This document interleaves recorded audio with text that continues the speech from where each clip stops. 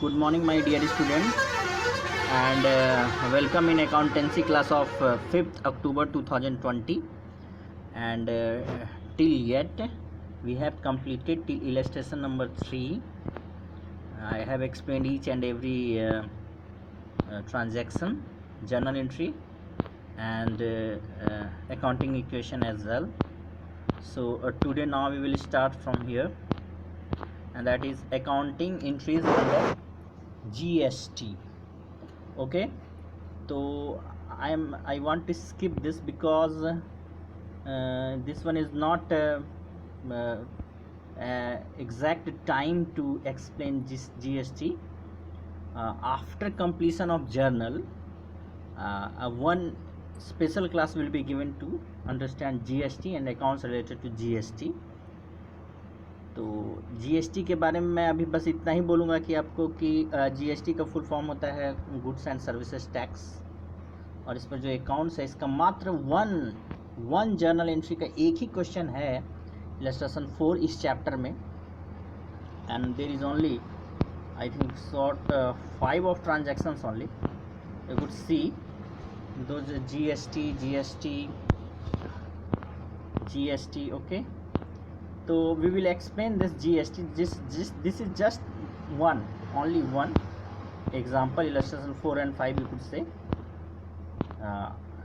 In illustration 4 you could see SGST and CGST, and illustration 5 you could see IGST, integrated goods and services tax, IGST. CGST stands for central goods and services tax, and SGST stands for state goods and services tax. Okay, so we will explain this in one special class, and this is known as setting off. So first I would like to tell you that you first command yourself in journal entry. So in journal entry, what we have studied yet, journal entry is the chronological record of business transaction, in which journal entry is the main way, you can say it is an important way to identify the side which is going to be debited, the aspect of one transaction which is to be debited, and aspect of the same transaction which is to be credited, and that should be equal and opposite, debit and credit. तो उसको हम लोग identify कर लेते हैं. जैसे कि मान लीजिए लिखा हुआ है salary paid at the end of the month, salary paid लिखा हुआ है, then the journal entry will be salary account debited to cash account, and the end of month the same thing is commission received in the form of commission received in bank, your bank account directly. So journal entry will be bank account debited because bank is increasing, your bank balance is increasing because someone credited that commission in your account, यानी आपके account में उसने जमा कर दिया, that's why that will be increasing, and so bank account will be debited and commission account will be credited, equal and half. Now in today's class we study the ledger. What is the ledger? So you have heard about first is journal, another one is ledger. Journal and ledger, very eminent name in accountancy, class 11th. journal and ledger. Ledger को हिंदी में बोलते हैं खाता, और journal को हिंदी में रोजनामचा बोलते हैं. Very unusual because you never heard that word in Hindi. रोजनामचा इसका अर्थ ये हुआ कि वह बुक जिसमें कि हम लोग डेली एंट्री करें, रोजनामचा जिसको हिंदी बोलते हैं. Okay, now we will study laser.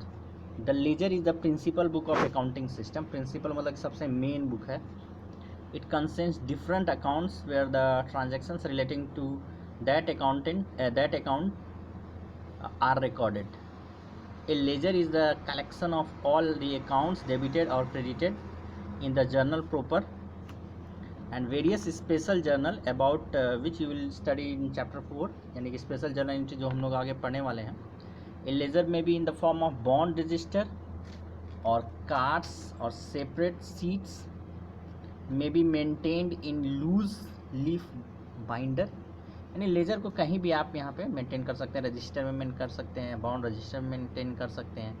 In the ledger each account is open preferably on a separate page और कार्ड, और हर एक रजिस्टर के हर एक पेज में एक लेजर का स्पेशल पेज बन जाता है, तो उसको हम लोग अकाउंट बोलते हैं। अब मैं आपको इसका मीनिंग समझाता हूँ कि ये लेजर क्या है।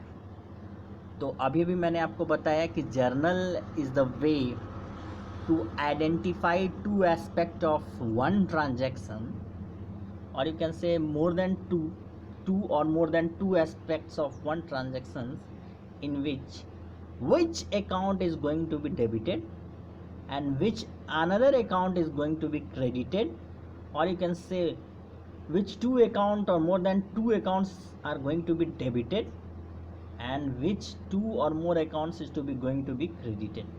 यानी जर्नल में हमें वहीं पे अंदाज़ा लग जाता है कि हम वहाँ पे छाट देते हैं, पता कर लेते हैं कि ये ट्रांजैक्शन है, चलो इसमें ये वाला पक्ष जो है इतना रुपया से डेबिट होना चाहिए और ये वाला पक्ष को इतना रुपया से हम लोग क्रेडिट कर होना चाहिए। आपको याद रखना है एक चीज़ कि total of debit must be equal to total of credit. Suppose कि एक मैं आपको ट्रांजैक्शन लेता हूँ कि कैश सेल्स, जो कि सबसे ईजी ट्रांजैक्शन है जर्नल की भाषा में, कैश सेल 50,000 ऐसा लिखा हुआ है, कैश सेल 50,000। इसका अर्थ हुआ कि नकद बिक्री हुआ 50,000 रुपया। मान लो एक राशन दुकान है, वहाँ पे नकद बिक्री हुआ 50,000 रुपया एक दिन का, तो जर्नल में एंट्री होगा cash account debit to sales account 50,000, cash account debit to sales account 50,000। इसका मतलब ये हुआ कि कैश आपके दुकान में आया, क्योंकि 50,000 रुपया का माल आपने बेच दिया, 50,000 रुपया का माल बेचा, वो भी कैश सेल्स, इसका यही मतलब है।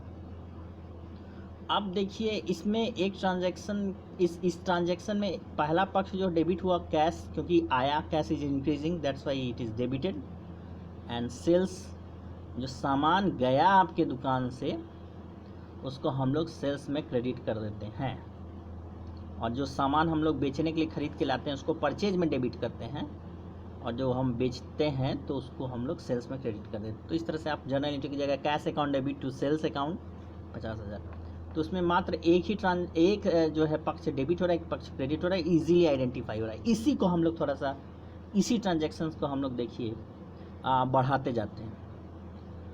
मान लीजिए कि कैश सेल हुआ, बिक्री हुआ 50,000 उसी दुकान में नेक्स्ट डे, और उसमें से आपको पता चला कि 40,000 आपका कैश बिक्री हुआ है और 10,000 का जो सामान गया है उसका पैसा आपको नहीं मिला है, यानी वो उधार बिक्री हुआ है। तो इसका जो जर्नल एंट्री होगा, इसमें आप देखिए इसमें भी बिक्री 50,000 ही रुपया हुआ है, लेकिन आपको 40,000 रुपया कैश मिला है और 10,000 रुपया उसको पैसा नहीं मिला है, वो उधार बिक्री हुआ है, लेकिन बिक्री उसको 50,000 ही मानेंगे। तो another day the journal entry will be something like this, cash account debit 40,000, debtor account debit 10,000। Debtor मतलब जिसको आपने उधार बेचा है सामान, उसको डेटर बोलते हैं। वो XYZ कोई भी हो सकता है ना, उसका नाम डायरेक्ट लिखना है तो हम लोग इसको डेटर उसको बोलते ही हैं, डेटर्स। तो आप डेटर में अगर मान लीजिए नाम दिया हुआ है कि सपोज कि मनीषा को आपने बेचा उधार, तो आप मनीषा का नाम डेटर कर दीजिएगा, यानी cash account debit 40,000, Manisha account debit 10,000 to sales account 50,000। तो इस जर्नल एंट्री में आप क्या देख रहे हैं, इस जर्नल एंट्री में आप देख रहे हैं कि दो पक्ष जो है डेबिट हो गया, यानी ट्रांजैक्शन एक ही हुआ, बिक्री का ट्रांजैक्शन हुआ, लेकिन इसमें दो पक्ष क्रेडिट हो गया, दो पक्ष डेबिट हो गया। पहला डेबिट हुआ कैश, दूसरा डेबिट हुआ मनीषा का अकाउंट। तो इस तरह से ये ट्रांजैक्शन में दो डेबिट हुआ, लेकिन दोनों का टोटल आप करिएगा तो 50,000 और सेल्स भी 50,000, यानी total of debit side is equal to total of credit side, match कर गया। नाउ इसी को हम नेक्स्ट डे और एक्सटेंड करते हैं कि उस दिन भी बिक्री 50,000 का ही हुआ, लेकिन इस बार जो बिक्री हुआ है 30,000 का कैश हुआ है, यानी 30,000 आपको कैश मिला है, और 10,000 रुपये का आपको चेक मिला है, चेक मिला है, कैश नहीं मिला है, चेक मिला है, यानी किसी ने आप बंदे में आपके अकाउंट में ट्रांसफ़र कर दिया या आपको चेक दे दिया, है ना। आप दोनों के लिए आप बैंक ही शब्द का इस्तेमाल हम लोग करेंगे, क्योंकि बैंकिंग से रिलेटेड है।